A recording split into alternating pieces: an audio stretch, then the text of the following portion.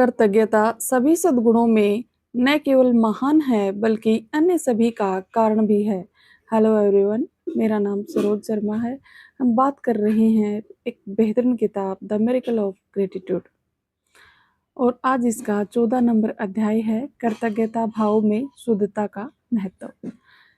लेखक कहते हैं, मन अक्सर पूछता है यह करने से क्या फायदा होगा, क्या लाभ होगा, मुझे कुछ मिले तो मैं कुछ दूंगा। इस तरह मन का स्वभाव केवल लेन देन तक सीमित रह जाता है, यहाँ तक कि हर काम को है लाभ हानि के तराजू में ही तोलता है। आजकल हर कोई बता रहा है धन्यवाद के भाव रखो, कृतज्ञता का अभ्यास करो, अच्छा घर चाहिए तो ईश्वर को धन्यवाद दो।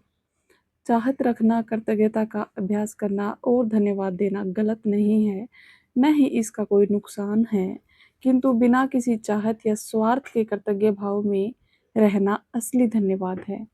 यह हमारी चेतना को उच्च रखता है, हमारे अंदर सही अर्थ में एहसानमंदी का भाव लाता है। एक व्यापारी ने अपने ऊपर हुई कृपाओं के लिए शुद्ध मन से धन्यवाद देना शुरू किया। धीरे धीरे उसके व्यापार में बढ़ोतरी होने लगी, घर में सुख शांति का वातावरण छाने लगा। वह नगर का सबसे धनी इंसान बन गया। अब उसके मन में अहंकार बढ़ने लगा, अपने से निम्न लोगों के प्रति उसका व्यवहार रूखा होने लगा। ऐसे में उसने कृतज्ञता के शुद्ध भाव को पूरी तरह से समझा ही नहीं। इसी तरह बालक ध्रुव के पिता उत्तानपाद राजा बनने के बाद जब सच्चे मन से ईश्वर की आराधना करने लगे, तब उनका विवाह सुनीति नामक सुशील राजकुमारी से हुआ। जब राजा का राजपाट आगे बढ़ने लगा, उनका अहंकार भी बढ़ता गया। तब उनके जीवन में अनीति पर चलने वाले सुरुचि जैसे लोग भी आने लगे।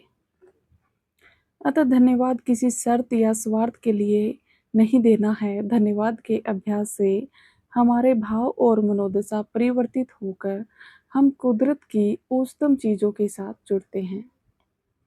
एहसानमंदी के भाव से आप अहंकार और शिकायत मुक्त होकर कृपाओं को याद करने लगते हैं। यह भाव आपकी सोच को बदल देता है और आपका मन निर्मल होकर ईश्वरीय सत्ता के प्रति प्रेम भाव से भर जाता है। यही धन्यवाद का जादू है। मन को इसी जीवन में प्रेमल, निर्मल, शुद्ध बनाना मानव जीवन का मूल लक्ष्य है। जब किसी फल की कामना न करते हुए पूरे भाव के साथ हम ईश्वर के प्रति कृतज्ञ होते हैं, तब अपने आप ही जीवन में सकारात्मक भाव, आनंद और प्रेम का प्रभाव पड़ने लगता है। इस अवस्था में स्वतः ही प्रेम, पैसा, स्वास्थ्य, समृद्धि, सुख, सुविधा, पद प्रतिष्ठा आने लगती है। परंतु आप अभ्यास कर रहे हैं मात्र अपने अंदर के आनंद को महसूस करने के लिए।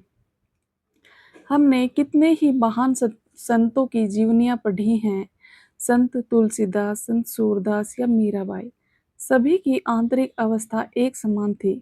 जो कृपाएं उन पर बरस रही थी, उनके लिए वे हर पल ईश्वर के प्रति कृतज्ञ थी, जिस कारण युगों युगों से उन्हें याद कर आज भी उनकी जीवनी से पाठ पढ़ाए जाते हैं।